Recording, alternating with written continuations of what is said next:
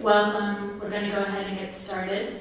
I'm really pleased to see our community come together in the form of both the gun community and the Palo Alto High School community to address this very serious issue.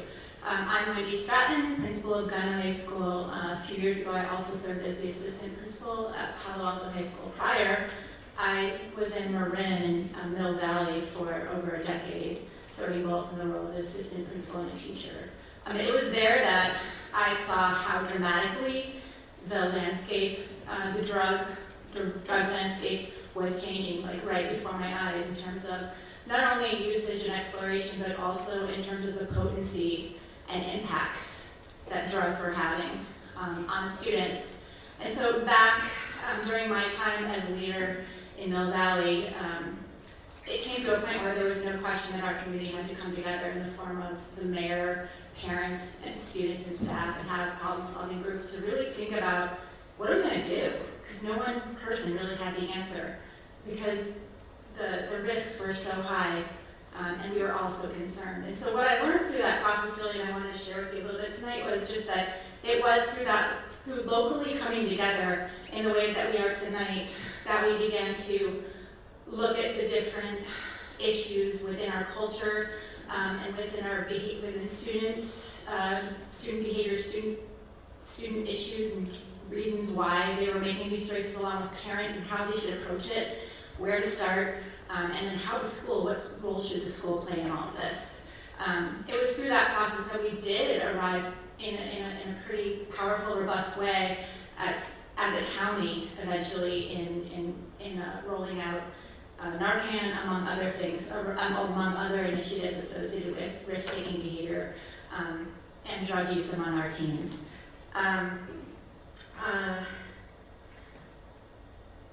So I think that addressing the problem locally is important. I think that all of us coming together is absolutely critical. I'm excited to say that this week Narcan arrived on our sites. I personally was trained along with staff members at my school and other schools across the district. So the good news is, regardless of how long it took to get here, it's here now. And we have trained staff now. And I have access to Narcan at my disposal, and that's really exciting. So as we get educated more tonight about the impacts of this drug, I urge you to continue to engage. And I think most importantly, parent to parent, I have a 20-year-old of my own, build that trusting relationship so that you can have really honest conversations about what is going on in their lives and the choices that they're making so that they can stay safe. Thank you very much. Next. to introduce to you Santa Clara County Supervisor Joe Simidian. He represents the 5th District, which includes Cupertino, Los Altos Hills, Los Gatos, Montessoreno, Mountain View, Palo Alto, Saratoga, Stanford, portions of San Jose, and unincorporated communities in the Santa Cruz Mountains. He was elected to the Santa Clara County Board of Supervisors in 2012 and re-elected in 2016 and then in 2020. He previously served the California State Senate and State Assembly. Welcome, Joe.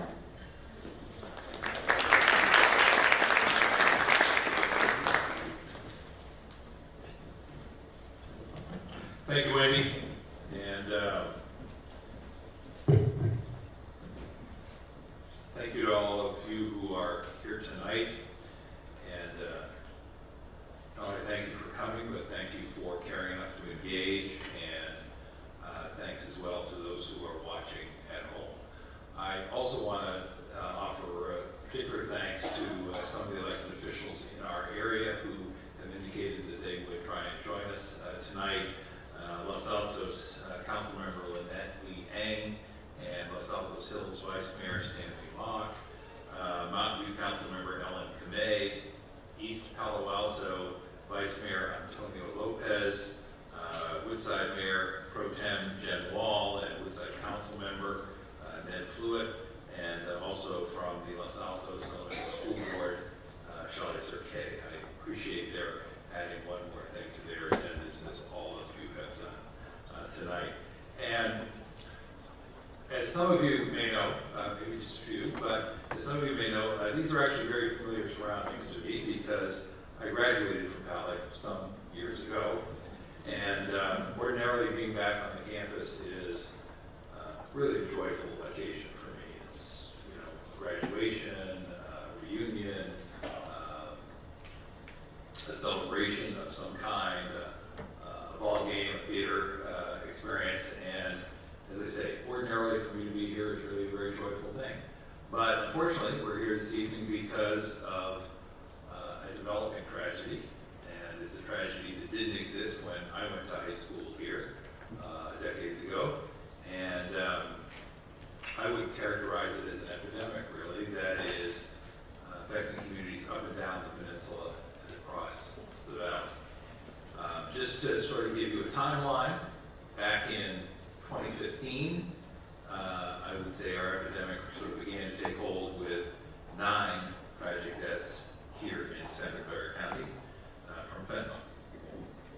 Coincidentally, just a couple of years later, back in 2017, I had a series of visits planned to counties in the South and the Midwest, and I had conversations with community leaders and first responders in 3 other states, actually, who were really working on the front lines of the opioid epidemic, which had already arrived in full force in their communities. And I remember one conversation in particular with a small town mayor, and so to give you a sense of how small town it was, because the small town mayor was also a volunteer firefighter in their volunteer fire department, and in a very rural community.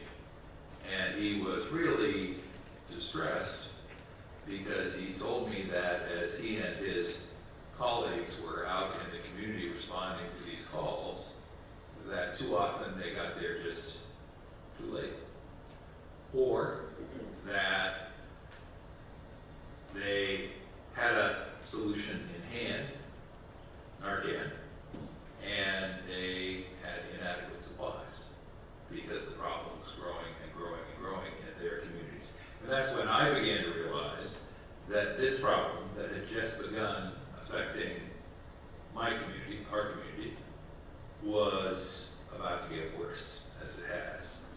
We are here tonight because the fentanyl crisis isn't a problem that only affects other communities. And I want to underscore this because I am constantly dismayed at how often I hear, well, this isn't a problem here, this is a problem somewhere else. And people think it's San Jose or San Francisco or Oakland, and I need to say very clearly, it's not somewhere else, it's right here. This is a local issue, and it's also a crisis almost everywhere at the same time. It affects adults, it affects older adults, and obviously we're here because it affects young people as well. Some of you are probably aware of the tragic impact that fentanyl have had in our county, our area. I will tell you that these tragedies have affected far too many families. Even one family, of course, is too many. But in 2020, we lost 88 lives. And then in 2021, we lost 131. So that's 131 sons and daughters, parents and friends, loved ones who are now gone. They were some of them rich, some of them poor, some of them young, some of them old, from every racial background in our county and from many of the 15 cities and towns here in the county as well. The tragedy, of course, is not limited to just our county. Our experience really mirrors a national trend. And just to give you a sense of how quickly things are moving, in 2021, we lost more than 71,000 lives in the United States from fentanyl. That was 13,000 more than just the year before. So a dramatic increase year over year over year. Which raises the obvious question, well, how did that happen? And I think, what I would lead with, and when you made reference to the principle, made reference to the fact that fentanyl is an extraordinarily addictive and potentially fatal drug. Just one pill laced with fentanyl can produce a high more powerful and more addictive than cocaine, methamphetamine, or heroin. It is sometimes described as being as much as 100 times more powerful than morphine. So, there's clearly something to be concerned about here. But I want to sort of strike a more optimistic or upbeat note, which is to say that if I've learned anything as we've gone through this experience in the county, it's that we can do something about fentanyl, which is why we're here tonight. To begin, we have to get the word out, which is why I'm pleased to see you here. We have to get the word out to students, parents, grandparents, teachers, and coaches, because I'm sure many of you are aware this just sort of goes right by a lot of folks. So we need more conversations. We need to do more than talk, but it starts with understanding. And that means we need more conversations between parents and students, as hard as those conversations can be. More conversations between principals and teachers, so we're all on the campus. More conversations between public health, folks who are with me tonight, and the community. More conversations about the dangers of this particular drug. We need to recognize and understand the problem, because that's what we have to do before we can actually take action. And I do want to share with you that here in Santa Clara County, we are facing the challenge. We're doing something to help the families, friends, and loved ones who are affected by the epidemic. Our board of supervisors, the place where I do my work these days, 5 of us, has authorized funding to provide Narcan in every high school in the county that wants to provide it, and to train staff on how to use it. And Narcan can save a life. And we have Narcan kits available here tonight for you, so please make sure that you take a moment as you exit and grab a kit. Now I want to diverge from my notes for just a moment to tell you, because I was struck by something Principal Stratton had to say, which is, I think some of us think it has taken longer to get to this conversation than it should have. But let me tell you, when many, many months ago, I turned to folks in my office and said, just get on the phone, call the school districts and tell them we'll pay for the Narcan. The answer we got in too many cases was, not a problem here. So to their credit, I had colleagues on the board of supervisors who said, notwithstanding that denial or resistance,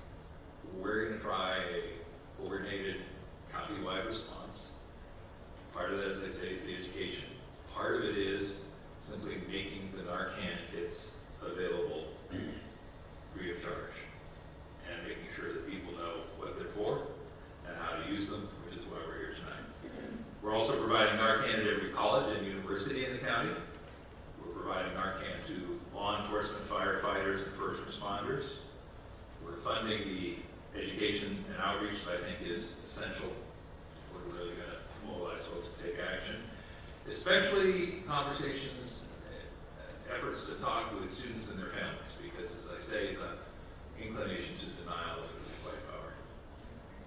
The county is also offering addiction treatment to young people who need it most. Having said all of that, I want to be very clear. We need to do more, and we need to do it faster. All of us. But tonight is a start, and so I am glad that we are making this start, because as I said earlier, even one death is one too many.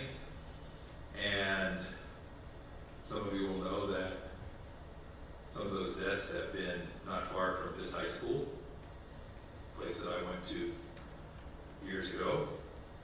We have to do more, so we will keep pushing. We will distribute more Narcan, we will do more education, we'll do more outreach, and we will get the word out to parents and educators and students and the wider community. And I want to ask for your help after this evening. Talk to your friends and neighbors. Talk to your family members. Make sure that the conversation goes beyond those of us who are here tonight.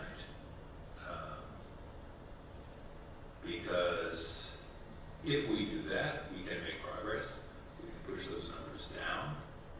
And every conversation we have, every person who knows the threat, the solutions, and is able to implement that will be a help.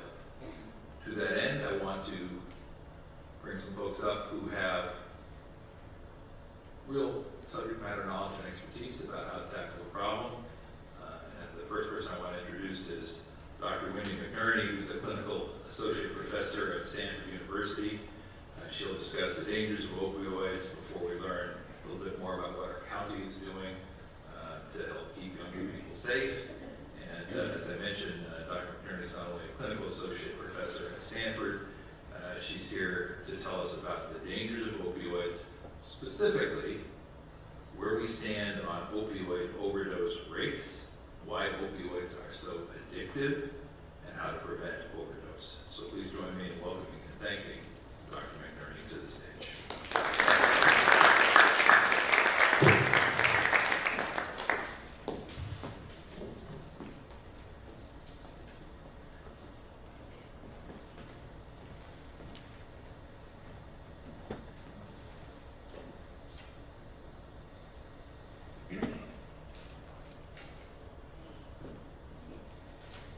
Good evening, everybody. First, I want to mention, I almost want to cry a little bit when I hear about the progress that the county is doing right now, just in terms of relief and in terms of saving lives. What an amazing accomplishment to hear about all the distribution. So thank you for doing all of that work.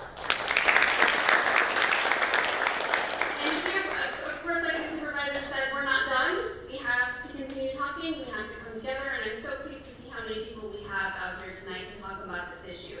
So opioid deaths are skyrocketing. We know this, and if we look at the trends, you can see just, it's not really a linear curve anymore. We've got an exponential death rate happening in the country, especially over the last couple of years. And what's been happening first, it started with overdoses due to prescriptions, and then the markets got flooded with heroin, so we started seeing overdose due to heroin. And unfortunately, things have gotten even worse because now we have overdoses due to synthetic opioids, and that's when the line really starts skyrocketing up, right? So that's where things like fentanyl are coming into play. And all this data doesn't show this yet. I would argue now that we're in kind of a fourth component of this crisis, and that is overdoses due to the combination of stimulants and synthetic opioids, or other types of prescriptions like benzodiazepines and opioids. So we have to look out for contaminated drug supply during this time. But either way, these numbers are just astounding, and clearly we have to do something about it. And as was mentioned before, they're going up year after year after year. So this graphic is showing you what the overdose rates between 2019 and 2020 were,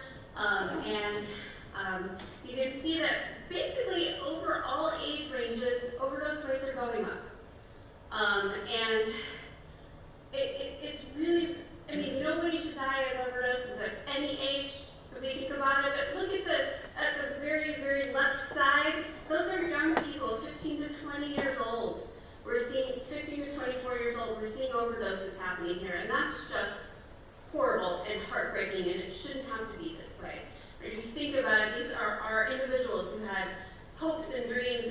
families, and all of these deaths were completely preventable. And that's why it's so horrific. And as was mentioned before, this is happening here. These are our children we're talking about. This is not something in a different part of the country or a different part of the state. This is here. We have to be aware of the fact that this is occurring now, and we have to stand up and do something. And so let's talk a little bit more about opioids and why they're so potent from a scientific perspective. So synthetic opioids are extremely potent. So as mentioned, fentanyl is 50 to 100 times more potent than morphine. People can overdose on morphine, let alone 50 to 100 times more often than in fentanyl, right? So it's very, very, very powerful. There is medical use for fentanyl. It's used in end-of-life care, so extreme levels of pain an individual might require fentanyl and even surgery. So when it's, there's an important use for it, but once it's on the street, it's very, very, very dangerous. I should also mention that there are other synthetic opioids out there. Fentanyl is the one that's flooding the market right there, right now, but there are other ones, like carfentanil, for example. That's an elephant tranquilizer, and that is more potent. I wouldn't be surprised if we start seeing that in the near future as well, so something to look out for. I get a lot of questions in terms of why is this happening? If this is so deadly, why is fentanyl showing up and contaminating drugs? It's an interplay between a lot of complicated reasons, but to kind of break this down in a simplistic manner. So first of all, it's easier to make than heroin, right? You just need a lab or a kitchen. You don't need a field of poppies, right? It's a small synthetic drug. It's not hard to make. You don't need as much of it. So if you ship maybe a shoebox worth, that's a lot of fentanyl, as opposed to how much heroin you need, right? So just in terms of logistics, it makes sense, if you're a drug cartel and you're trying to get things across the border and whatnot, to use something that's more potent. Another thing is that I also want to mention that opioids are associated with a high level of tolerance. So if people are taking opioids because they have an addiction, they have chronic pain, or whatever reason they are taking it and they build up a tolerance, eventually the pills and the heroin aren't going to work. And eventually you're going to need something more powerful. So some people are in fact seeking it on purpose. Some people are putting it into their cocaine on purpose to counterbalance the extreme high and the kind of anti-anxiety effects that are associated with opioids. So there are certainly people out there looking for it on purpose. And if you use less than 2 milligrams, which is the fatal dose, and might I remind you, 2 milligrams is about the size of a grain of rice. That's how small this fatal dose is. So if you use less, it's extremely addictive, right? So if you put less than 2 milligrams inside your fake Adderall, then people are going to come back for more because the addictive liability of that is extremely high. Another component is accidental contamination. Because you only need a tiny, tiny amount to create an effect on the brain, it's easy to accidentally contaminate other drugs. So if you're making, say, fentanyl in your kitchen, and you decide, okay, now it's time for me to make meth or cocaine, and you don't clean, right? And you don't clean everything properly, you don't decontaminate everything, you're going to get fentanyl in whatever else it is that you're making. So sometimes it's known and sometimes it's not. But either way, it's quite dangerous. So let's take a look at a picture of fake Adderall versus real Adderall. So again, fentanyl is a small lipophilic drug. It's easy to integrate into other substances. And what's really scary, especially now, right, there's an Adderall shortage right now, so people sometimes have to go to the internet to get Adderall. Some people are going to the internet to get Adderall to help them study or to help with nerves. And you can't tell the difference between a legitimate pill and something that's counterfeit anymore. It's simply a matter, it's so easy to make something look legit and contaminate it with fentanyl and not be able to tell the difference. And what's so scary about this is that you can get this on TikTok, you can get this on social media. It's really, really surprisingly easy to get, Adderall or fake Adderall. And if you think about it, if you don't know and you're not educated enough to understand the dangers, you get your Adderall in the mail, you open it up and you go, oh look, it's got a little C on there, it's perfectly fine. And it's not. I can tell you right now that if you buy your drugs on the internet, more often than not, it's going to have fentanyl in it. It's going to be contaminated. That's just how the world is right now.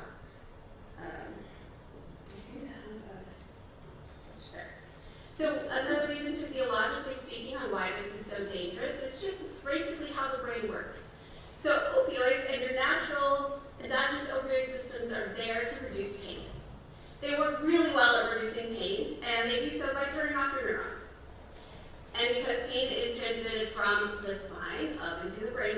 have a very high concentration of these opioid receptors in your brainstem, right? So you have a high concentration of things that are going to shut down the neurons in your brainstem. And of course, the brainstem is important for keeping you alive. That means that this is so dangerous for that very reason, the interaction between these very vital systems within your brain and the drug's ability to turn that part off. Nothing, unfortunately, works like opioids on pain. We scientifically have not come up with anything that works as well. And there's a lot of people in a lot of pain. We also kind of have a pain epidemic happening in this country. We have a culture of treating any illness with pills, and this may have contributed to the situation. I don't want to discount the fact that pain is something that should be treated. People are in a lot of pain that deserve to be treated well. So we need to figure out a balance between giving those people the medication they need and keeping this dangerous stuff off the street as well. I'm going to take a few minutes here to talk about opioid use disorder. I do teach about opioid use disorder at Stanford, and it's kind of a big deal on campus. The students not necessarily all have opioid use disorder, but they're very, very curious and they want to talk about it. So I'm going to bring this into the conversation. I do recognize that most of your children and most teenagers don't have a substance use disorder. They don't have an addiction. What's happening in the teenager is that their accidental contamination is more likely. But teenagers can have an addiction. And behavior as a teenager can set somebody up to have an addiction in the long run. So it's important to kind of go over this in a little bit of detail. So it's a relapsing brain disease. And I want to emphasize brain disease. Right? So as a neuroscientist, I really highly believe that this is in fact a disease. It changes your brain biology, and it changes your behavior because it's changing your brain. To me, it's no different than having another disease, like, I don't know, the flu or something, right? That is changing your body. Your biology is reacting to it. This is the same thing, but it's so highly stigmatized that nobody really thinks of this as a physiological disease. So I just want to point that out, that because nobody chooses to become addicted. Go home and ask your kids, what do you want to be when you grow up? Nobody's going to say, I want to be addicted to heroin. Nobody's going to say that. Nobody chooses this. And I know that some people will choose to try heroin, and they'll take that risk, but it's no different than, the other day I went on a roller coaster, and I walked by the sign before I got on, it says, danger, you could hurt yourself. I went on it anyway, right? Broke my nose, long story, but to me, there's no difference between that kind of risk and this kind of risk, and it's so stigmatized, right? It's kind of horrific, the stigmatization. As I mentioned, teenage behavior can set up chain reaction into later adulthood addiction. So trying a substance at a young age kind of morphs your brain into be more adaptable and more likely to have an addiction. So high school, if you're trying substances when you're 15 or 16, even 14 to 13, not uncommon, your brain's going to be like, wow, this is amazing. I'm going to input all of this information, and I'm going to remember that I love it. That way when I become an adult, I'm going to know how to use it again. Your brain at teenage years are so highly plastic and so adapted to change and responding to its environment that it's almost unfair, because that's when you're supposed to go out into society and learn things and try new things, but that's also when you can do the most long-term damage.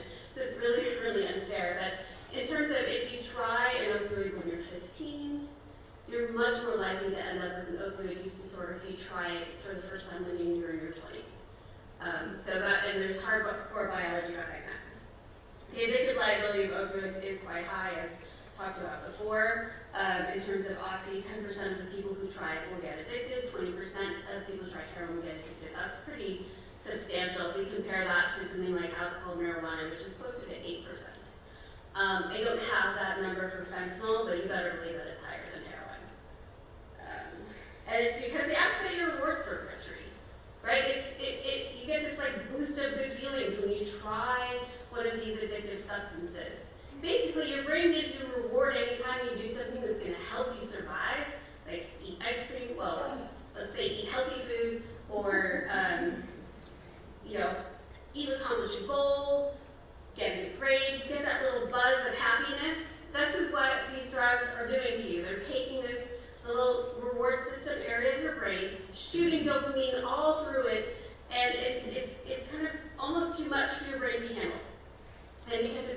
much for your brain to handle, your brain makes adaptations to kind of re-maintain its own homeostasis, so that less of a response to dopamine occurs, making it harder for your brain to respond when heroin or fentanyl binds to those receptors.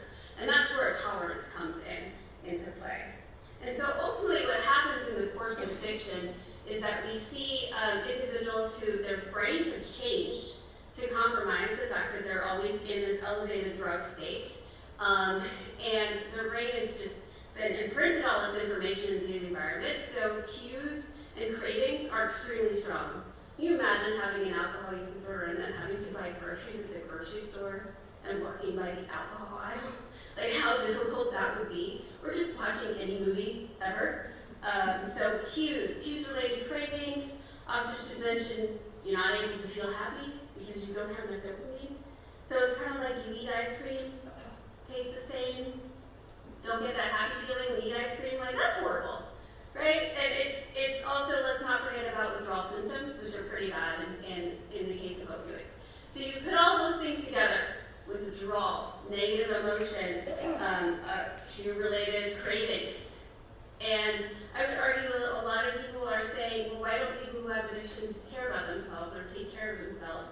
And I think they are the best they can because they feel horrific. And the drugs are going to be the one thing that can make them feel better short term. So they are doing the best they can, and I wish we society could have a better understanding of this interplay.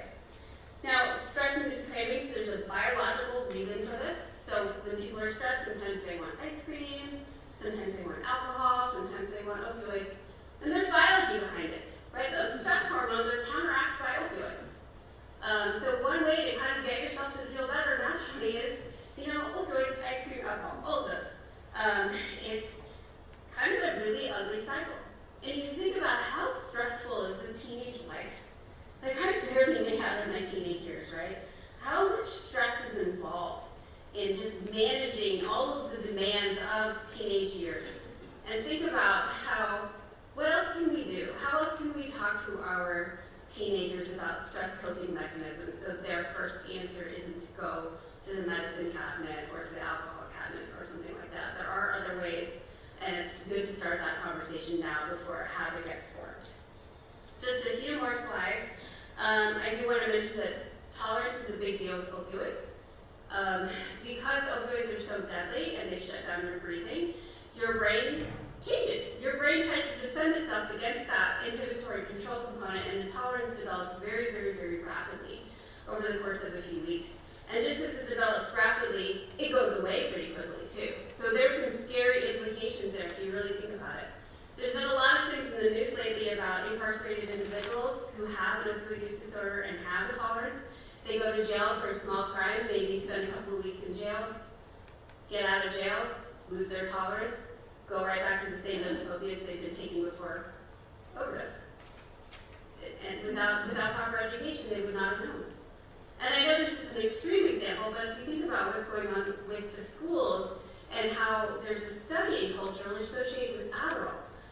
There's a tolerance effect with Adderall. Now, if your Adderall is laced with fentanyl, there's a tolerance effect there. So school starts in September. And you get really, really stressed out. You order Adderall online, you take one, cool, works. After a week or so, not so much, now you need to take two. Now a couple weeks go by, you take 3 or 4, right? And if you're lucky, you don't overdose, but then summer happens. And you don't need it anymore, right? You go through summer break, no problem. What happens when fall starts again? Do you take 4 or do you take 1? Like, that's a life decision that you have to make. And if you don't know, and not that I'm condoning anybody to ever take study drugs or anything like that, but if you don't know what you're doing, you will end up overdosing. So it's an important thing to talk about and to think about. So the good news is that there is a prevention. There's a way to save lives. And that's why we're here, right? Narcan. It's a life-saving medication. And the reason why is because it rips the opioid off of its receptor. It's a very, very powerful medication. It binds at higher affinity to the receptor than, heroin would or fentanyl would, and it will kick it off, and it will restore breathing. And the beautiful thing about this naloxone and Narcan is that it's specific to those receptors only. So if you're not sure why somebody's on the ground, if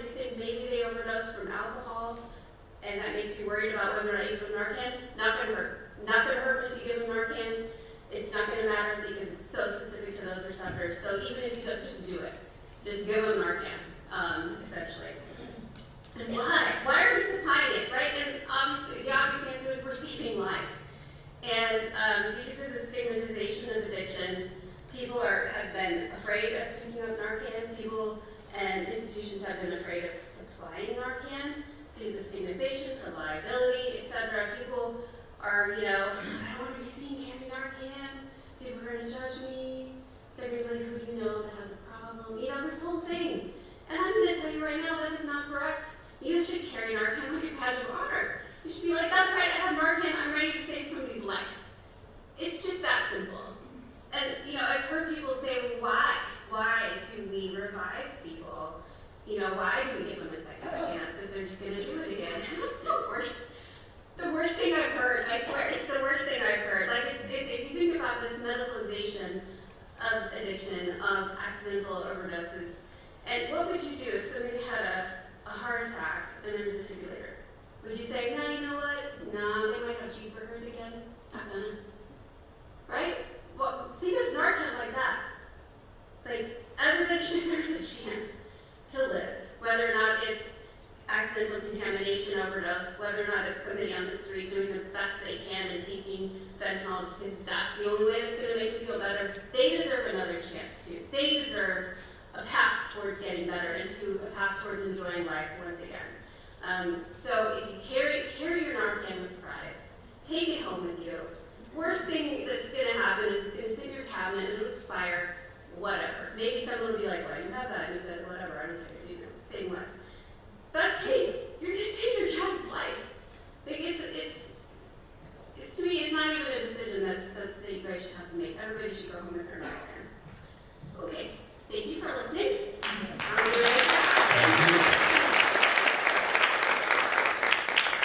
Thank you so much, Dr. And rather than pop up and back and forth to the podium, I think I will just stay seated and introduce Ed Liang from our county's district attorney's office. Ed is the deputy district attorney for Santa Clara County, and he supervises the major crimes and drug trafficking team. And I'm pleased you can be with us tonight because he will share a law enforcement perspective on the fentanyl crime, the fentanyl crisis, and discuss what the DA's office is doing to investigate criminal activity related to opioids more broadly. Ed, thank you again. Supervisor Sweeney, thank you for the introduction. So as Supervisor Sweeney alluded to earlier, we talk about the numbers a lot. 2019 we had 27 deaths. Last year we had over 145. And the numbers do matter because it tells part of the story. But what's more important to me anyways is that each death, each number there's an individual story, right? There's a family that's left behind, and that's what I care about. That's what my office cares about. That's what the district attorney cares about, right? Is making sure that somebody does die from fentanyl poisoning, and we call it that because a lot of times people taking fentanyl aren't knowingly taking it. They think it's something else, and they take fentanyl and they die for the very first time using it. Could be first, could be the 100th, could be 1,000th time. We just don't know. Each pill could have a different amount of fentanyl, and it could be the next one that's ultimately big. When I talk about fentanyl, we'll talk about what law enforcement and what my office is doing. But what I'd start with is a contest that my office has every year. It's called the Justice for All Poster Contest. And each year there's a different topic. And it's for high school students throughout the county to participate and submit a piece of art. And last year's topic was, what is the face of fentanyl? We've got a lot of great submissions, and I think the whole point is that each and every one of the submissions really captures what the face of fentanyl is. And really that's anybody and everybody. It doesn't matter where you're from, it doesn't matter who you are, it doesn't matter what you do, it affects all of us ultimately. When we're looking at our county, in Santa Clara County, we're looking at fentanyl poisoning deaths by race. We do look here, the numbers are higher for Caucasian and Hispanic, but as you see, every demographic is affected, right? And again, that's really the real story. It's not who's affected the most, that every group is affected here in our county. The same is also true for age groups.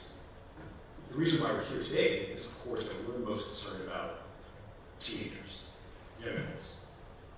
And that's one of the larger groups as well. But again, every age group has had deaths in our county. These are our numbers from 2021. Here's the fentanyl poison deaths by incident location.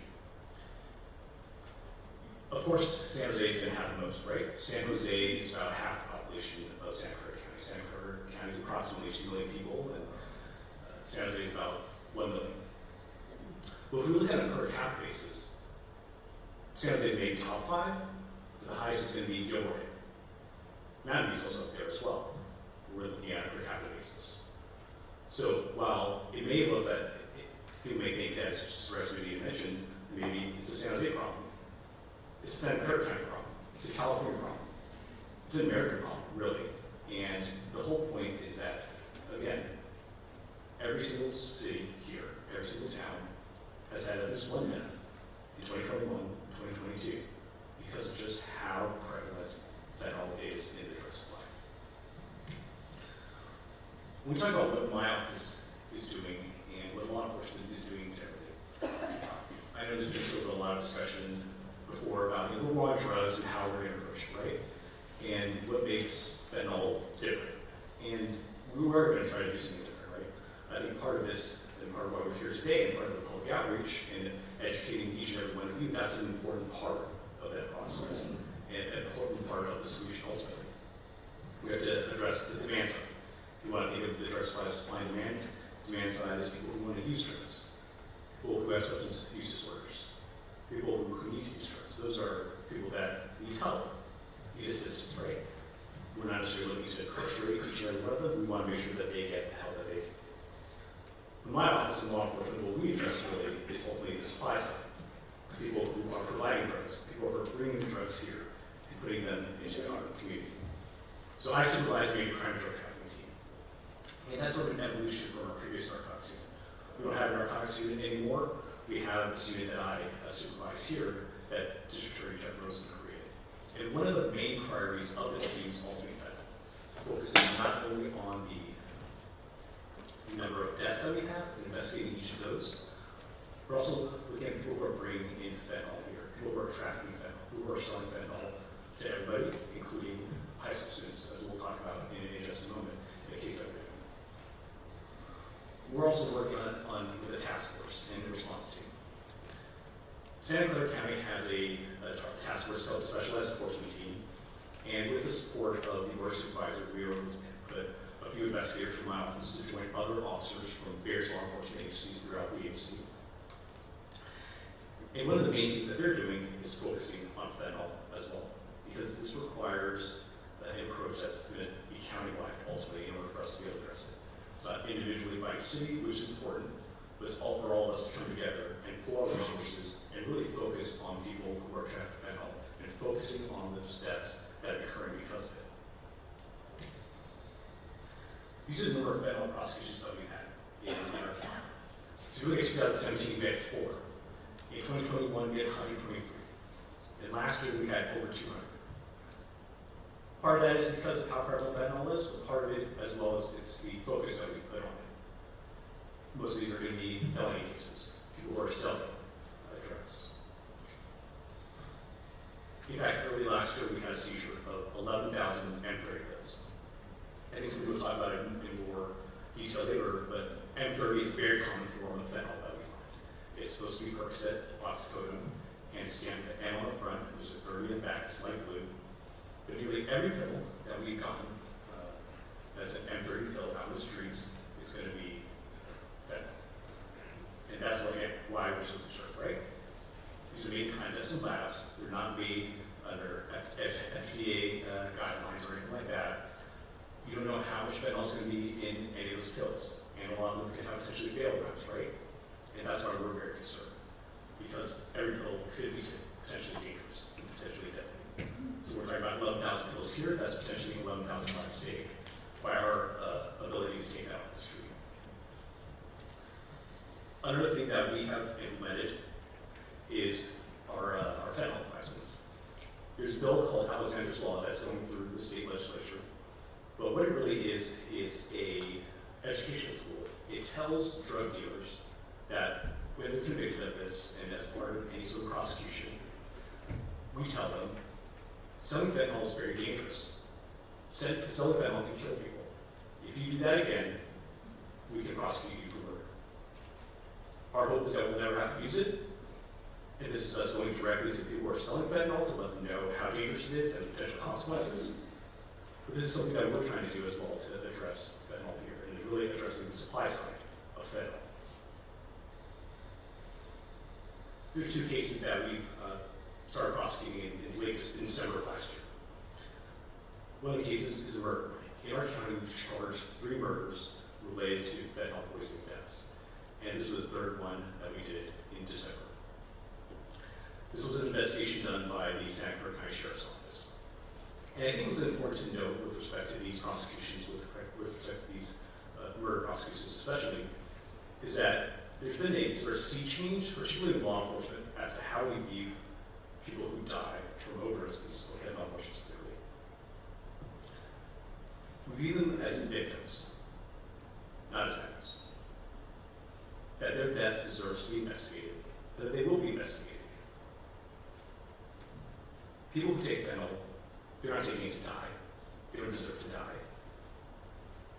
And that's something that we know now. And it took us a while to get there, but we know that now. And it's something that we take very seriously. Because it is a serious issue. I mean, again, it's an issue that affects every single one of us here.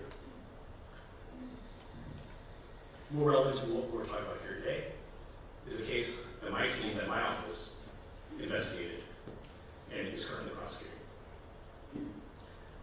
This person who was selling fentanyl to Los Gatos high school students. And I'll tell you how that case started. That case started with a 911 call in Santa Clara because a 15-year-old Los Gatos high school student overdosed on fentanyl in the bathroom of the narcotics anonymous meeting.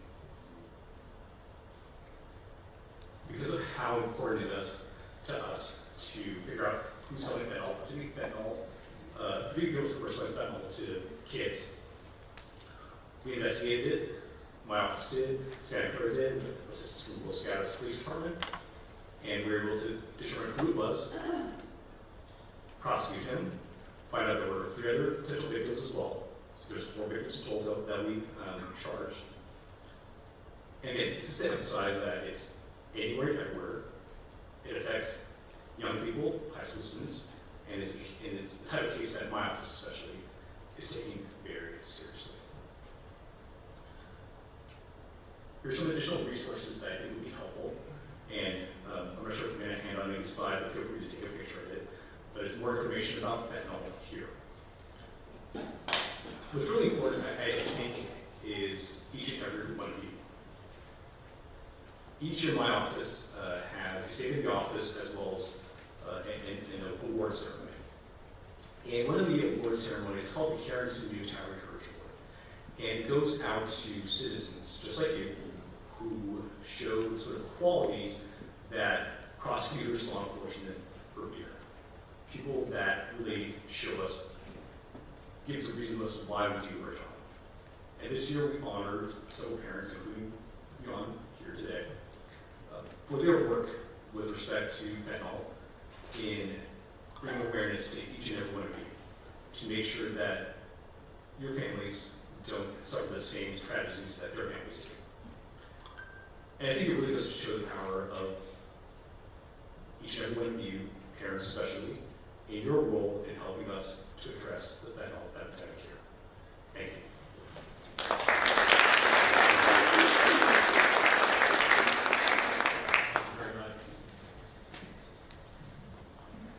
Thank you, Drew, up at the control booth.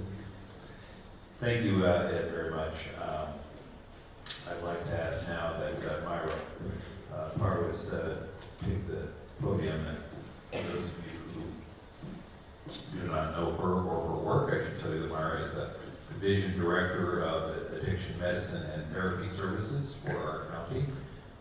She also leads the Santa Clara County Opioid Overdose Prevention Project, which given its long name, is known just as SCOOP. And Myra's here to tell us a little bit about what the county has been doing to address the opioid use challenge and what kind of treatment's available, and to share some of the resources that you have available locally. Myra, thank you for your work, and thank you for being with us. Thank you, Supervisor Simidian, and thank you to all of you for being here tonight. I also want to thank the Gun High School PTA, Palo Alto High School PTA for all their support, that they work with us very closely to bring this informational seminar to you. So with that in mind, I, as Supervisor Simidian has mentioned, my job in the county is to provide addiction medicine services, and I also lead the Community Coalition for Prevention and Treatment for related opiate and substance use. So I think we all know by now that we are in opiate epidemic, not only in Santa Clara County, but through our nation. So this problem is everywhere you go, especially fentanyl is affecting each and every corner of the U.S. I'm not going to go more into statistics because I think Ed and Supervisor Simidian and everybody, pointed out that number of death and crises that we have. But just to go back to what, let me see if my slides are working. Okay. Ed just talked about from the District Attorney's office, and their office actually had issued a warning for Santa Clara County that if you buy anything off of the streets, it's potentially laced with fentanyl. So with that in mind, there's also the public safety alert that DA has put out there that one pill can kill, and that's all it takes. And you probably will hear later from our parents here how their sons have died because of that, fentanyl poisoning. They did not want to use, but accidentally, but the pill they used, it was laced and it took their lives away. So since then, we've seen a number of rise in Santa Clara County. In fentanyl, as was mentioned, in 2018, we only had 27, and now we're over 145 overdoses. So that's a huge number going up and up. So what we have done is that we are looking at two-pronged approach, a prevention and treatment approach. On the prevention side, we are working with all high schools. As you just heard earlier, our Gun High School just said they received their Narcan today, or this week, and they're ready. God forbid something happened, they should help. And that's very important because Los Gatos High School, as was mentioned, they had their share of problems, and their principal on their first day, he had to save a life. He said, I walked in and I saw somebody who was overdosing, and thank God they had a Narcan and he was able to save that life. So, as was mentioned by Supervisor Simidian, the Board of Supervisors did support a huge push to make Narcan available in all Santa Clara County, high schools, middle schools, and elementary schools. So our coalition have taken that job on to train all schools in Santa Clara County and provide them with Narcan. In addition to that, we took the approach to train all law enforcement agency in Santa Clara County, because when you call 911, the first responder most likely would be a sheriff or a police before the ambulance comes. So since every second counts, it's important that they have Narcan on hand. So we have trained them and we have provided them with Narcan, so if that is the case, they should be able to start rescuing immediately. In addition to that, we have plans of expansion of Narcan to all public areas. We're looking to expansion of this, providing public places such as libraries, trains, buses, any places, restaurants, bars, wherever we can find that we can store it and have them trained, we will do that. In addition to that, we are doing a lot of community outreach in different areas, churches, farmers markets, community events, city events. We're there, and that's our purpose is to educate and provide Narcan. And in addition to that, we are doing targeted outreach. So in Santa Clara County, we're seeing a huge increase in overdoses in ages 15 to 29, which is right around the high school and college age. And so because of that, we're targeting specific media targeting for high school and college and doing special outreach to them. For example, we did a huge social media campaign called Fentanyl, Expect Fentanyl. That means anything you buy that is not prescribed to you, expect that there will be fentanyl there. We had another one that says fentanyl takes friends away. And these were set to broadcast to different social media channels such as Facebook, TikTok, Instagram, Snapchat, etc. And we keep going to be doing this because we know that our younger population are often on social media. Aside from that, outreach programs, we're also expanding our treatment programs for anybody that is struggling with addiction. Before, you used to, if you had an addiction, you would need to go seek out a specific clinic to treat you, but not anymore. We have opened the doors actually that you can come in anytime to the emergency room, and you don't have to be really in an overdose situation, but just if you have addiction and you want to get help, you can walk into emergency rooms in Santa Clara County and get started in medications such as Suboxone, which is one of the FDA drug approved that's available. And you can be started there, and then you continue your treatment with an outpatient provider. Same thing if you come to the hospital, you know, we provide the same treatment in the hospital and then get linked to the outside outpatient providers. And in Santa Clara County, we were the first opiate youth medication assisted treatment program that we opened up a couple of years ago in 2021.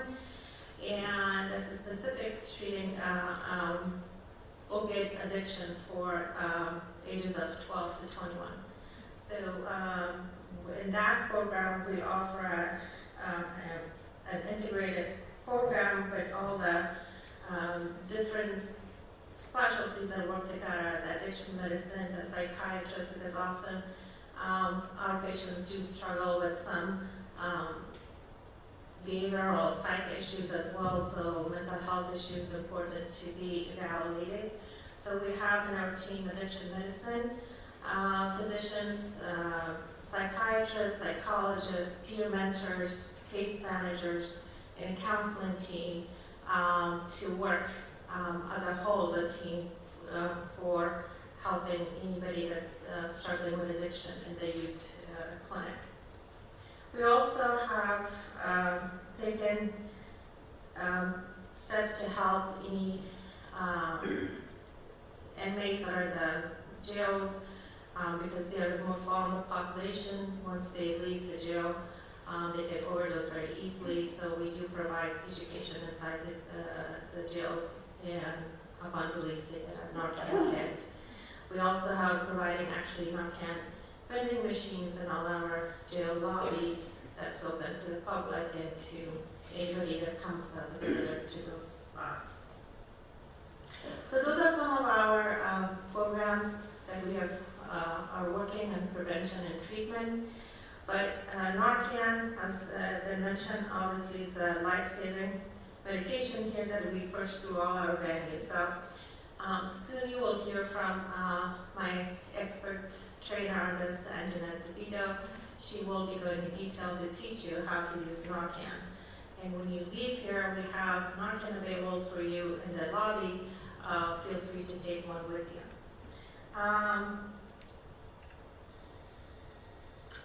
And as mentioned, beginning Supervisor Sumida mentioned, you need to also do your own outreach. Tell your friends, family about the dangers of fentanyl and how to save a life. At that point, you're welcome to get involved and be part of our coalition and work with us, and that's how you can reach us.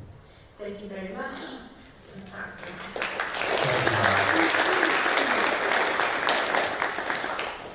Let me say thank you to you all for hanging in through a lot of very dense information. And I know it's a lot to process, but I think you will understand even better the context in which this information is supported after we hear from a couple of parents who've been kind enough to join us tonight. And they are Jan Bloom and Robin Dosky. I'd like to ask them to make their way to the podium, and I want to thank both Jan and Robin for being with us. Each of these parents has lost a son to fentanyl poisoning. Jan is the father of Linus Bloom, who was a star wrestler at Los Gatos High School, who lost his life in 2020. Robin lost her son Kyle 1 year previously as a result of fentanyl poisoning, and they are here tonight to share their experience with us. Thank you both for being here. Please take the podium together if you like. Good.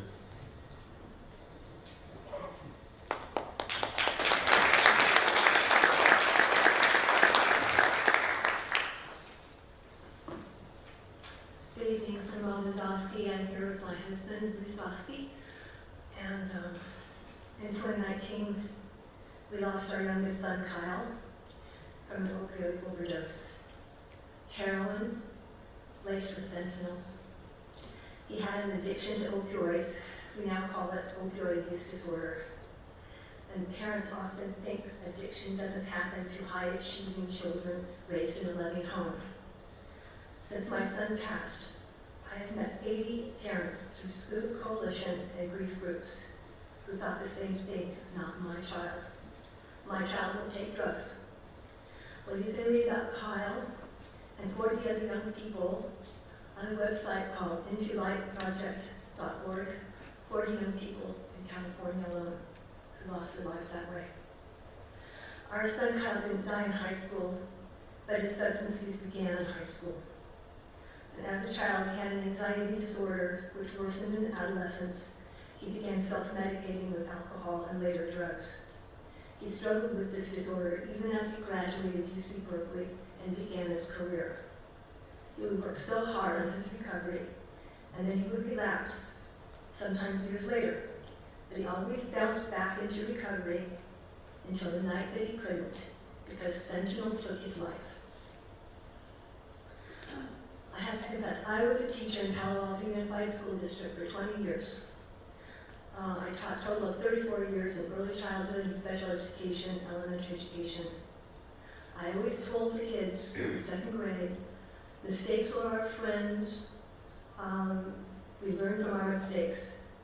Please learn from my mistakes. Our enemies in this war are not the drug dealers only, but the denial and the stigma surrounding addiction and mental illness. Like cancer, this disease happens to any age, any race, any gender, and any economic level. The illicit drugs kids get today are so powerful and highly addictive. And even if you survive it, there are many health issues involved during life. These are laced with fentanyl that cause this fatal overdose, and the survivors might become addicted and have an opioid or substance use disorder. And I'm telling you, it's a horrific, lifelong struggle. It's best to deter it at the very first substance use, which can begin in adolescence. So please inform yourself, like tonight, about substance use and addiction. Be vigilant. If the Narcan, prepare your teens before they begin experimenting with drugs or self-medicating. Jump into action if you observe signs of substance use in your family, your social circle, or your community. It's going to take a village to solve this. I will be giving a talk about teen mental health and substance use prevention tips this Friday morning here at Pally in the Haymarket Theater. Thank you for listening.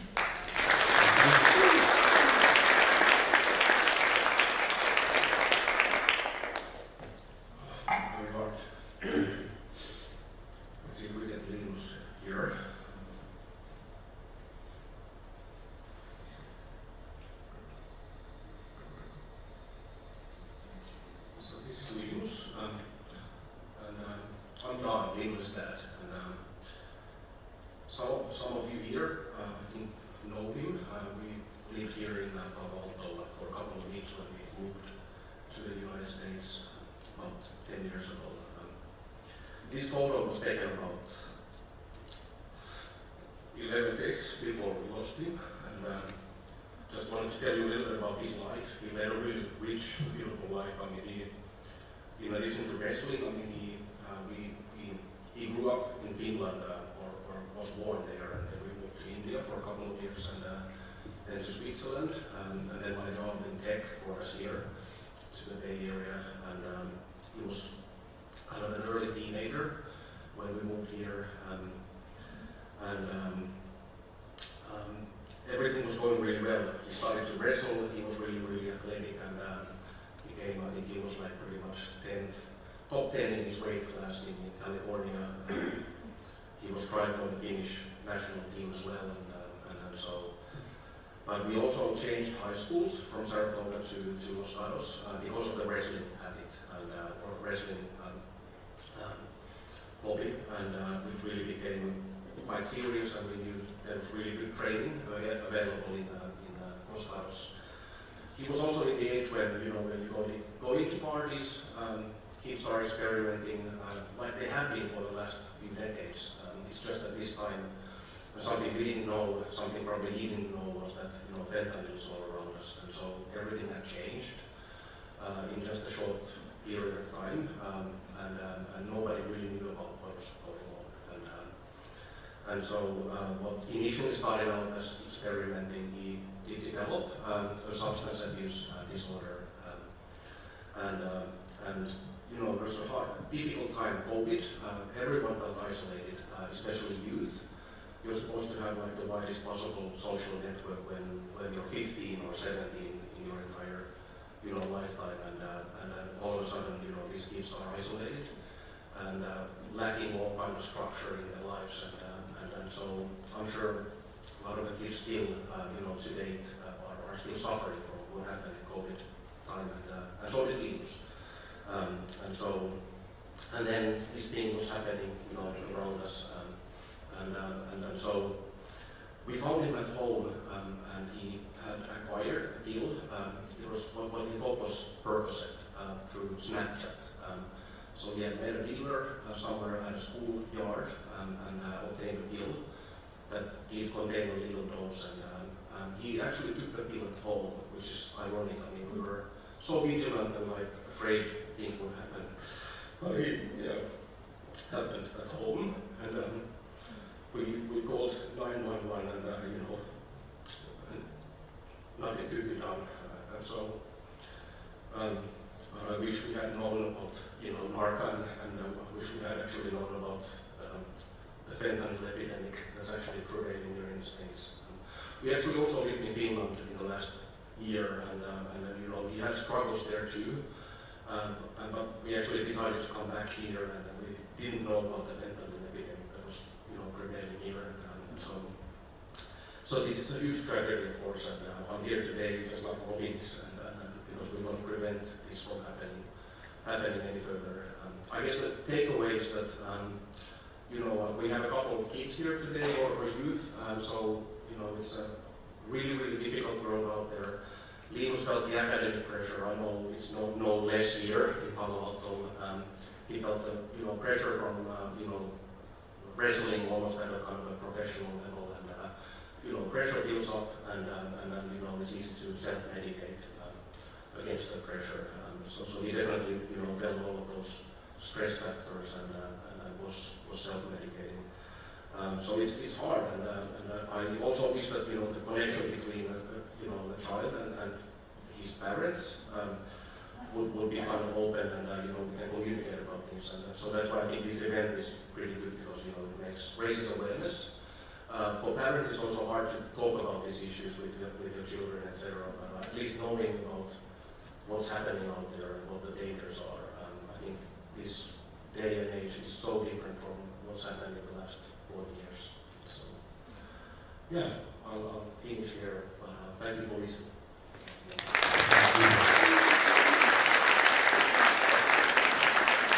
Robin. Thank you, Jan. So, there is something practical and relatively simple that can be done. And to help us with that, we're going to hear from Anjanette DeVito, who is a county nurse. And I've had the opportunity to hear and see the presentation previously, and you will quickly realize just how easy using these products can be. Narcan, naloxone, trade name Narcan, commonly known as Narcan, is really a life-saving medication. It's designed to rapidly reverse opioid overdoses. It works. And Jeanette is here because she's a St. Clair County nurse manager and the lead training coordinator for our SCOOP efforts. So please join me in thanking her once again for being here and for doing this. Thank you so much, Supervisor Simonian.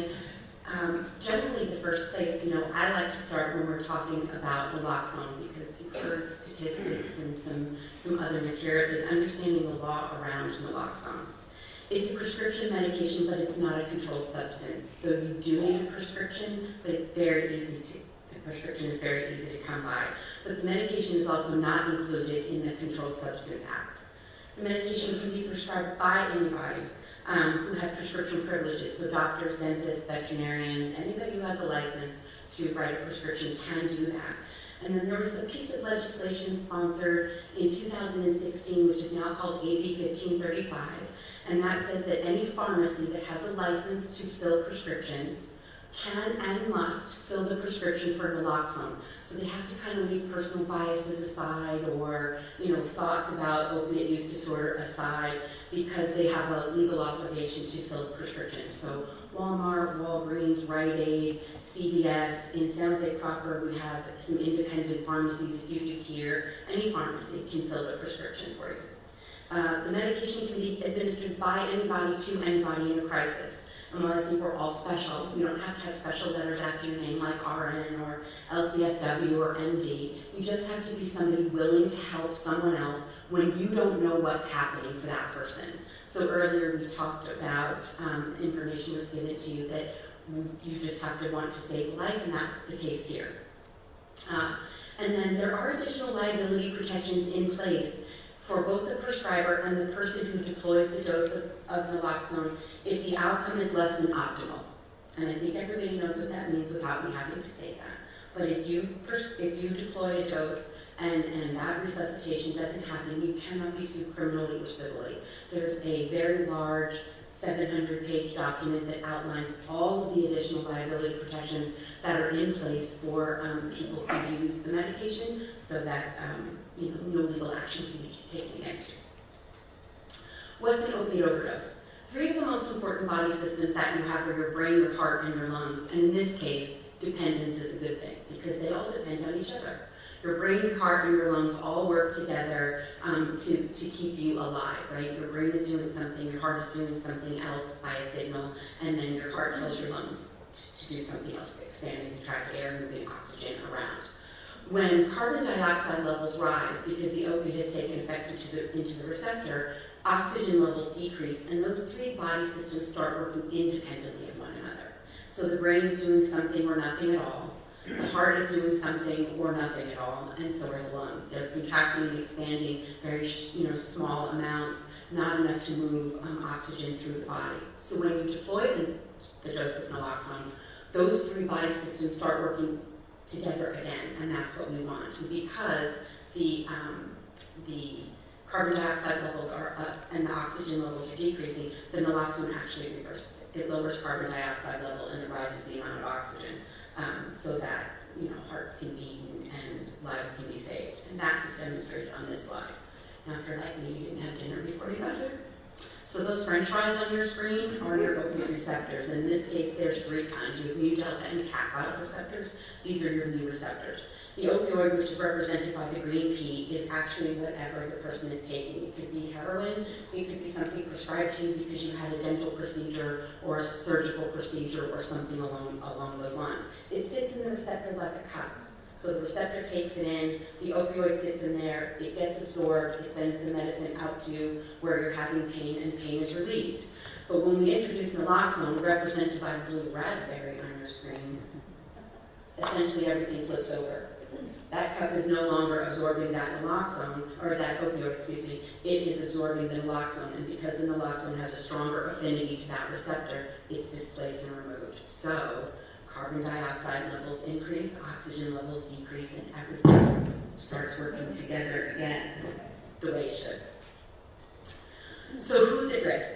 I think every one of us has alluded to potentially who is at risk of overdose. And the takeaway is every single one of us at one point or another is at risk for overdose. It doesn't matter about socioeconomic background, it doesn't matter about race, culture, ethnicity, it doesn't matter where we live or where we work, all right? People who use opiates for pain control are at risk because when one works and you wait too long, 2 is better. And when 2 works and you wait too long, 4 is better, okay? Young people who are experimenting, right? They may be at a party, the popular Skittles parties, okay? Which the entrance requirement for a Skittles party is anything in your parents' medicine cabinet. You take it, you dump it in a big bowl, and the bowl gets passed around at the party, and the goal is to take a handful. You have no idea what that is. Neither do the kids. Okay, so they're at greater risk. Those who are experimenting, those who are drug dependent versus drug addicted, and there is a subtle difference, but equally important. And the opiate naive, that is somebody, whether you're 6 or 60, who's never taken an opiate ever before. Okay, you would be considered opiate naive. Long-time drug users, who are using and don't recognize tolerance issues, as was alluded to earlier.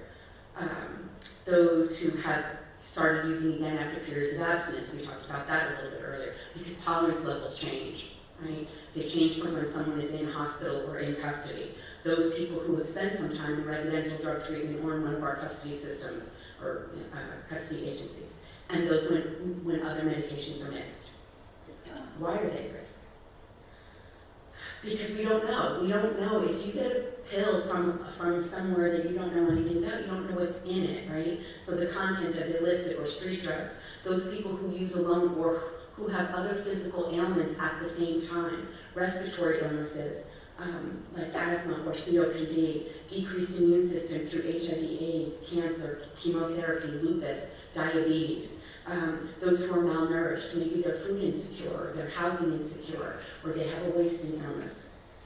Those who are dehydrated. Sometimes after dental procedures, your taste buds change, right? And there's a more metallic taste in the mouth, and people will really gravitate toward water. So they're dehydrated, or they have an illness that dehydrates people on medications like Lasix or spironolactone. Those who have weight loss issues, whether it's anorexia, bulimia, maybe they've had gastric bypass surgery or they struggle with their weight in general. The way they tolerate medication is different. And those who have cardiac issues, heart attack, stroke. So you can see that there's no one of us that's immune to whatever this is. So when we were first starting our trainings for our law enforcement partners, we had some discussions about the kinds of medications that people could commonly find on the street. And we took their input and different things, and we put this table together. It is by no means inclusive of every single medication that exists, but it gives you an idea of where they fall.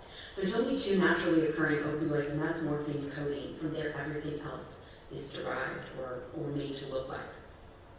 When you heat morphine, you get an ester, which is like a residue, and that's where heroin comes from, and a medication called methyl disorphine, and another medication called Velon. And typically we see Velon really in homes with multi-generational families living together, grandparents, great aunts, things like that, because it's really not a medication very readily prescribed anymore, but it still is available. The semi-synthetic meds are half lab created and half naturally occurring, and those are the ones you're probably most familiar with. Dilaudid, Norco, Percodan, Percocet, Opana, Suboxone, which is also used for the treatment of addiction, and buprenorphine, which buprenorphine is a single product, and Suboxone has buprenorphine and naloxone in it as well. The fully synthetic medications, fentanyl, methadone, like we use in the treatment of addiction, tramadol and tapentadol, wonderful medications. Incidentally, fentanyl was developed in 1958 as an anesthesia, still used as an anesthesia, but has now also found its way for evil and not only good purposes. The one I'm going to call your attention to on that list is loperamide. Loperamide is the chief ingredient in Imodium. I'm sure every single one of you have Imodium in your medicine cabinet. We saw a rise in the number of patients trying to admit to our clinics in 2019, 2020, because they were crushing and injecting or crushing and snorting Imodium. I promise they're not going to get high, but they're going to get really sick. Okay? Bowel obstructions, bowel blockages, issues with colon, right? But because Imodium is cheap and it's easy, you can get 196 tablets at Walmart, or I'm sorry, 100 tablets for $1.96 at Walmart. So if you're giving your children an allowance, right, they can easily afford to buy Imodium. There's a warning on the box that says, may cause euphoria when not used as directed. When you're 15, euphoria means high. Unfortunately, that's not really the case. They're just going to get sick. Okay?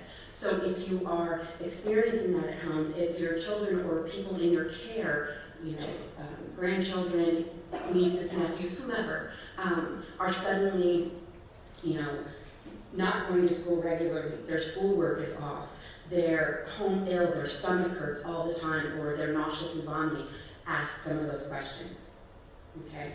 Take a look at your medicine cabinet. This isn't the place where you get to kind of bury our heads in the sand and go, well, maybe.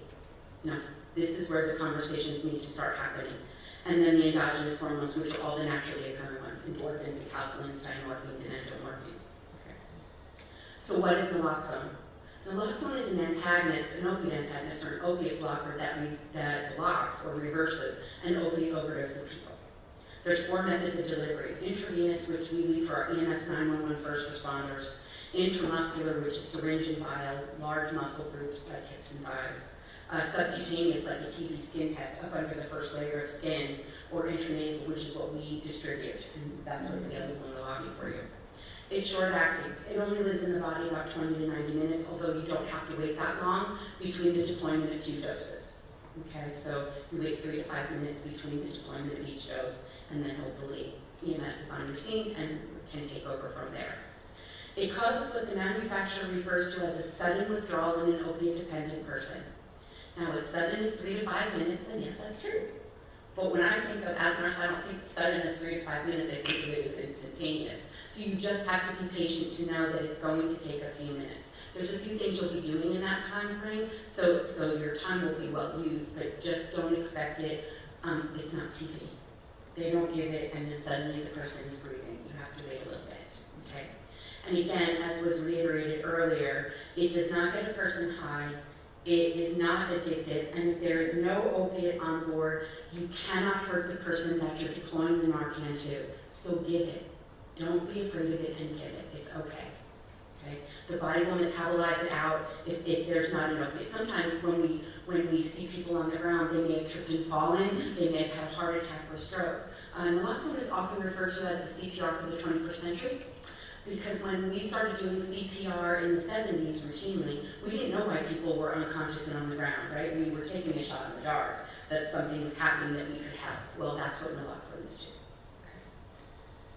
So how do we recognize an opioid overdose? By and large, most people are unconscious. They can be unresponsive to outside stimulus. So if you tap the bottom of someone's foot that you find in a park or on your street or on campus, hey, are you okay, are you okay? If you do a sternal rub, if you watch TV and you see them do a sternal rub and they're not responsive, they may be awake and able to track your movements, but they can't speak to you because the speech center's been affected. Their breathing is short or shallow or non-existent. Their pulse, if you know how to check, is weak, hard to palpate, or absent completely. They may be what we call cyanotic or struggling to breathe. You'll tell because they're blue around the mouth. If you're not really sure, or ashen color, right, you can look at their fingernails around the cuticle will be blue. If you're not sure, or the victim is female, or wearing nail polish, gel polish, acrylic polish, look at their toenails. The skin around the toenail will also be cyanotic as well, okay? They may be vomiting, They may have slack muscle, and you may hear some choking sounds, and it sounds more like a wet bronchitis-y type of cough, right? It's called an abdominal breath, and the breath is getting caught in the back of the throat because they don't have enough power to exchange the air correctly. So you're going to hear it, but it's kind of wet back there, okay? So you're going to think in terms of CPR like we would do, hey, what's happening? Shake and shout. Hey, hey, hey, are you okay? Are you okay? Is the person breathing? If you're not sure, look for chest rise and fall. You don't have to be CPR certified to look for that. You just need to look and see, is the chest moving? Can they speak to you, and what do they look like? And at that point, you're going to call 911, and the important thing on that slide is starting the chain of survival, which is calling 911, even if you have to leave the person who's unresponsive. It's okay to leave them, all right? We've talked to our EMS liaison, Mike Cabano, about this at great length. If you leave your cell phone somewhere, I notoriously leave mine in lots of places, and don't always have it, all right? You can leave them to find a phone to call 911, because that's really the most important thing. Deploy the first dose of Narcan, and if they're not breathing and there's no pulse, start CPR. And if they are, you're going to turn them in recovery position, which is demonstrated on the screen there. On their side with their top leg bent in a 90-degree angle and their face parallel to the ground. What we want to do is protect their airway at all costs, okay? So if they're going to vomit, we want them to vomit outward and not to take it back in, because we want them to keep breathing, okay? And then in review, it's an opiate antagonist or an opiate blocker with 4 methods of delivery. There is a 10-minute and 59-second response time in Santa Clara County from the top of Palo Alto to the bottom of Gilroy. So no matter where you are in Santa Clara County, our EMS duty chief liaison tells us that within about 10 minutes, EMS will be on your scene. So if you need them, they will be there, all right? It does cause, well, it causes a sudden reverse or sudden withdrawal in someone who has used opiates, but doesn't get a person high. So please use the medication if you have it and need to. Even if you're not sure what's happening, it's okay. There is a phenomenon called secondary overdose. So you could do everything correct, and the person, you've resuscitated them, and they're talking, and you've got EMS on the scene, and everyone's doing what they're supposed to. And because the patient or the person is taking a medication that has sustained release property or an extended release property, there is a phenomenon called secondary overdose. You could do everything right, and in the middle of the conversation, they become unresponsive again. Now, you're not going to know that they're taking this medication, but just be mindful, all right, that this can happen. We've not seen very many cases of it, but just be mindful that it does. And then those are all of the ways that you can reach the Santa Clara County Opioid Overdose Prevention Project team, which I sit on, as well as Myra. Myra's information is there, as well as mine. If you are interested in joining our coalition, we would love to have you. I always say I work in a clinic, so I'm in a building the majority of the day. I don't always get to see what's happening in our community, and you do. And you can bring that knowledge to us, and we can build programs and extend our outreach to places where we might not be thinking about. We meet the last Tuesday of the month, currently still by teams. We're more than happy to send you the meeting invite. You just have to shoot us an email, and we're happy to do that. Supervisor Smitty? And Shannon, before you step away, we are going to have time for questions and answers in just a few minutes. There's one important question that I want to ask you right now so everybody is clear and comfortable before you step away from the microphone. I heard you say that the Narcan is out in the lobby. It is. But I also heard you say that it requires a prescription. So there are 100 people in the room, and you're going to make Narcan available to those people. Do they need a prescription? And if so, how's that going to be handled, just so everybody is clear and comfortable as they walk out the door? You do not need a prescription from us. There is what's called a state standing order. And so the state health representative has signed off a county order that allows us to distribute accordingly through the state. In addition, the Department of Alcohol and Drug Services, Substance Use Treatment Services, has a standing order in our own department as well. So you are welcome to, take the Narcan when you leave and know that you can use it legally and to the full extent that the medication has. So just to be clear, if I point here, here, or here, I'm pointing to someone who can lawfully receive from you the Narcan without a prescription as we conventionally think of it, and that's illegal and inappropriate use, yes? Yes, yes. Please say thank you, Danny.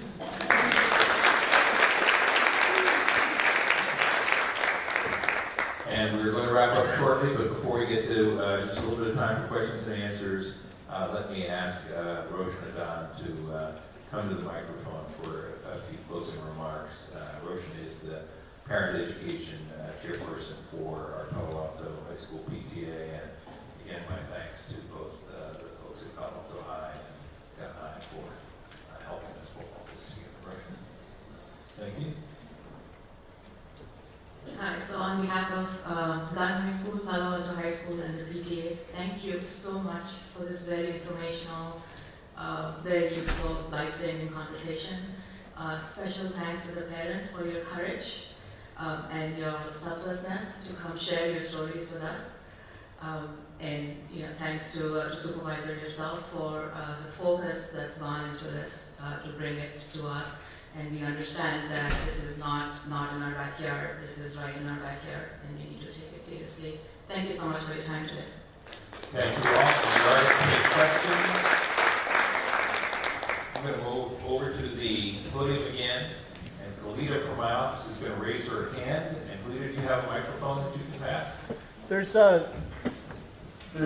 one next to the stage entrance on the right So side. why don't you walk right down here and I'll hand you this one. I think that's the easiest way to go. And what I'm going to do is walk over to the podium as we let folks who need to run make their way to the exit, but if you want to stick around for a moment. Do you have a microphone? You do now. Gentlemen, center, front row center, in just above the walkway. Well, hang on just a second. I want to make sure for our tech crew that we have a microphone in your hands.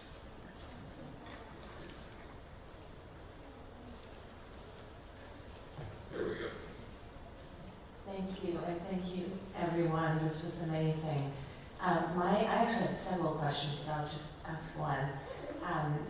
How are our students receiving this education? And I guess that's mostly to the principals. If anything, or what is being done.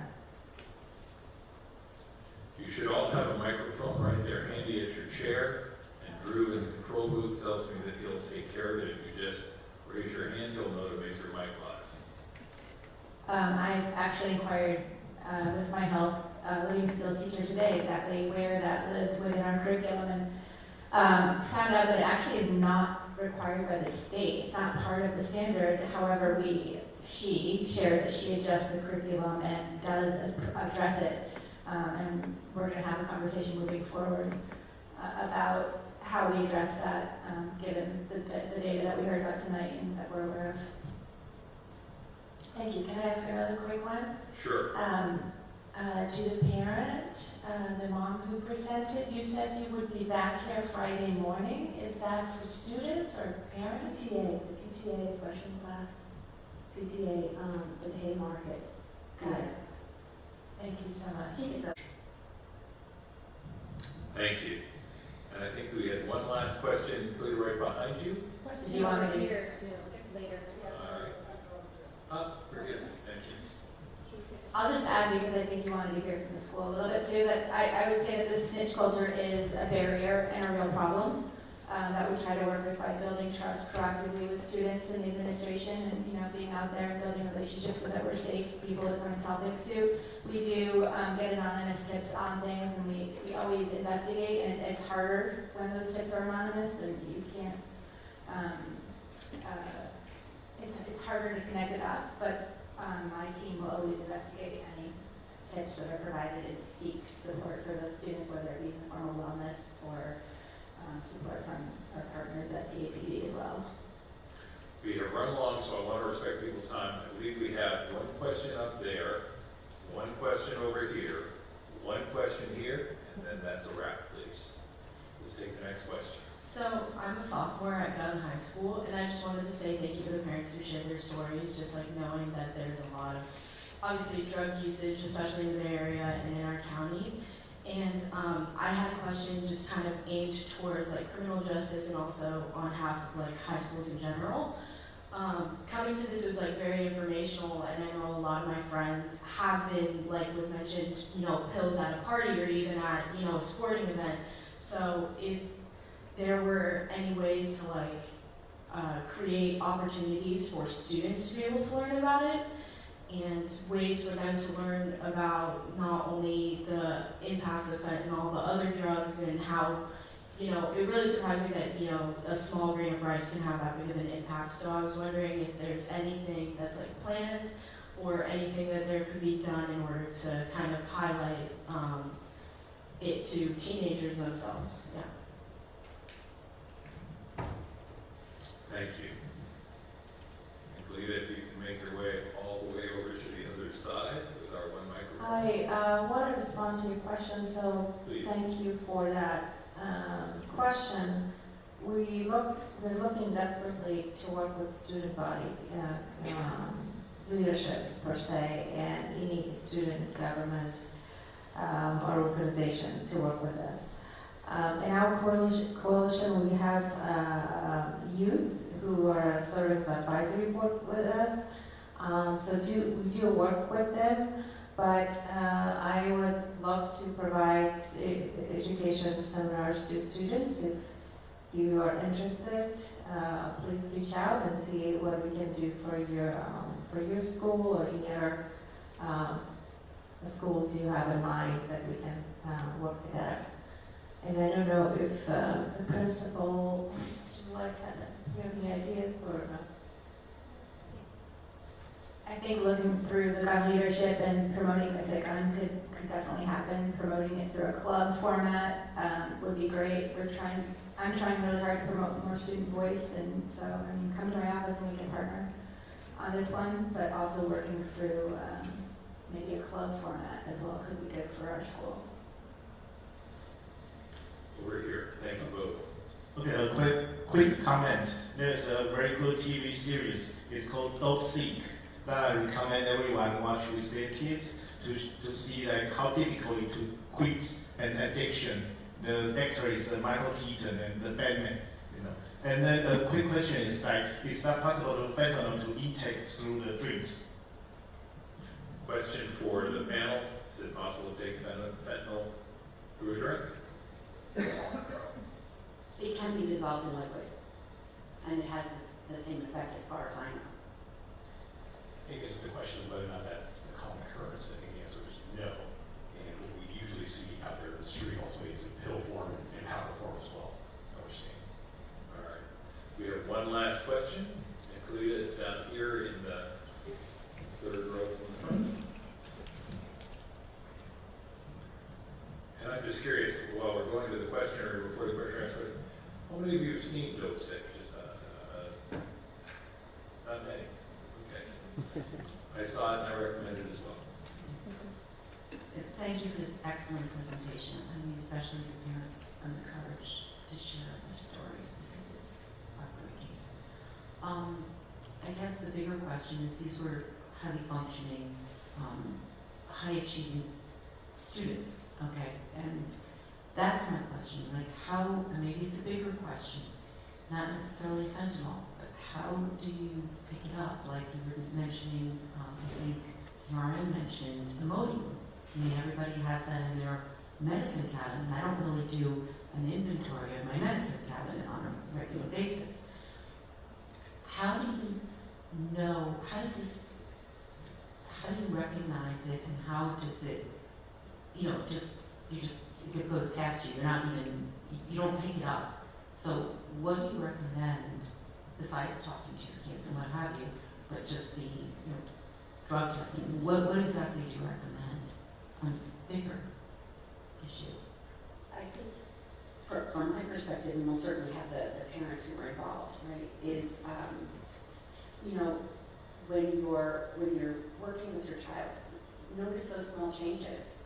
Right? If they suddenly stop going to school, if they're looking to stay home all the time, if their work product is different, if they're always feeling ill, right? Maybe something else is happening. And you know, we talked about the pandemic. how socially isolating it was for them and us as well. You know, conversations about how are you feeling, right? We have to somehow talk to them and have our kids talk to us and let that be okay. It's right now not okay, right? Maybe one additional piece is like it was hard with Linus. I mean, he was always like really sensitive on like he didn't want us to look at his phone, and I wish we had. And I was able to get into his Snapchat account after his passing away, and you can see how with his addiction issues developing or evolving. I mean, you also see like really, really different things on the photo feed and contents of the messages and everything. So all of the life and all the issues he was going through was reflected in the social media. So I know it's hard as a parent. It's hard because you want to trust them and you want them to open up to you. Yeah. When you start being a snoop in their phone, it's a fine line because then they're not going to trust you. Yeah, absolutely. But it's all it's like a reflection of the soul. So to Jan's point with respect to social media especially, right, when we're talking about fentanyl in this case, it's Instagram, Snapchat especially, right, it's basically an open market to get drugs, particularly fentanyl pills, whatever it ultimately is. And especially from the case that we've seen going through those Instagram accounts, those Snapchat accounts, those social media accounts, whether it's from people selling the drugs or people using the drugs as well. I'm sure there's pros out there for social media, but it seems like, from my perspective, there's a lot of cons, right? And particularly when we're talking about this context, but all other contexts. Cyberbullying, body image issues, whatever it is, right? And it is something to be aware about. I do understand trust, right? It's something difficult to build, easy to lose. But when it comes to social media, it is something to be aware of, and especially with their kids and who they're connecting with, who they're talking to, what they're talking about ultimately. And it is established a relationship in order to be able to talk about that too. And I'm not saying it should be true in privacy too, but it is an avenue that we've seen as to how people get fentanyl specifically. I'll take a turn to add to this topic. This is a hard question because I feel like a lot of the symptoms associated with substance use and addiction are very similar to teenage moodiness, right? And it's just a matter of how well you know your child and trust your gut. Like, this is your baby. Like, you know your kid. If you feel like something's off, something is off. And if you feel like you need to talk to your child, approach that with with a mindset of empathy rather than authority. Don't go, like, you take pills, don't take pills. Talk to them and, tell them, I hear you, I know what's going on, let's work on this together. Because if you just tell them what to do, it's going to stress them out, and stress-induced cravings are going to happen. So come to them in kind of a loving mindset. On that note, I'm going to say thank you very much. Thank you to our parents. Thank you to our parents.